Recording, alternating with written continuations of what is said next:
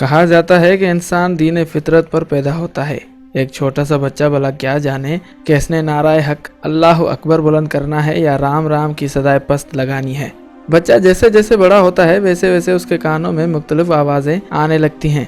हिंदू माँ बाप कहते हैं कि बेटा भगवान की पूजा करो, उनको प्रणाम करो, उनसे सब कुछ मांगो। मसीही माँ बाप सिखाते हैं कि देखो बेटा, हजरत ईसा मसीह अल्लाह के बेटे हैं जो हमारे गुनाहों की तलाफी के लिए सूली पर चढ़ गए। बेटा तुम उन्हीं को मदद के लिए पुकारो। बुद्ध मत अपने बच्चों को ज्ञान और ध्यान की जानिब राग़िब करते हैं। बंदरों को जदमजद और कायनात को महज एक जोरदार धमाके का नतीजा मानने वाले इस खूबसूरत और मरबूत निज़ाम के तहत कायम दुनिया का खालिक किसी को नहीं मानते। ये मुलाहिदीन है जो कहते हैं कि बस जो भी है यही है, ऐश करो, मजे करो, मौज करो, खाओ पियो, जी भर के जिंदगी के मजे लो और मर कर मिट्टी बन जाओ। फिर कौन सी ताकत है जो तुम्हें जिंदा करेगी। यहूदी अपने बच्चों को अक़वाम आलम से बरतर होने का सबक देते हैं और खुद को खुदा की लाडली कौम बताकर बच्चों को इज़हान में बराबरी और भाईचारे जैसी खूबसूरत सोच की धज्जियां उड़ाकर रख देते हैं। मजहब ख्वाह कोई भी हो, लेकिन इन सब में इस्लाम इसलिए इनमें से बरतर है क्योंकि इसका एक एक कौल,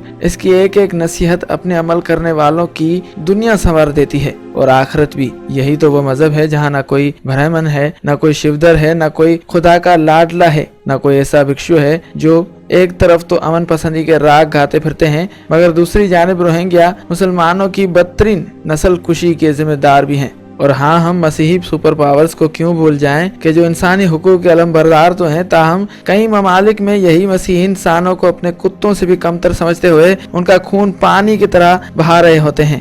मासूम जहन अपने वालिदैन की देखा देखी कभी बेजान मूर्तियों को हकीकत मानकर उन्हें ही अपना अन्नदाता समझ बैठता है, तो कभी ईसा मसीह को अल्लाह का बेटा।